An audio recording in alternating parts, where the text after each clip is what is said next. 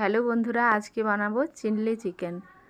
Boneless chicken নিলাম, তাতে পরিমাণ মতো নুন, হলুদ আর লেবুর রস ভালো করে ম্যারিনেট করে তার গোলমরিচের গুঁড়ো, লবঙ্গ গুঁড়ো, জিরে গুঁড়ো, আদা বাটা, রসুন বাটা এবং কর্নফ্লাওয়ার, একটা ডিম আর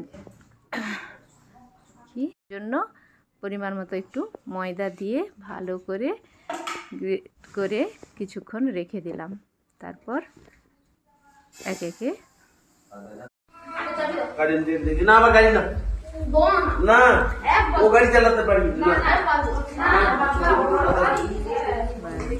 পেঁয়াজ, লঙ্কা, তারপর করে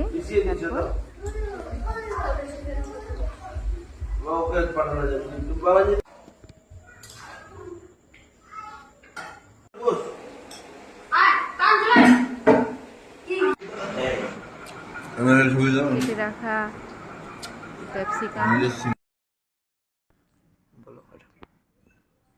গেল আমাদের চিলি চিকেন।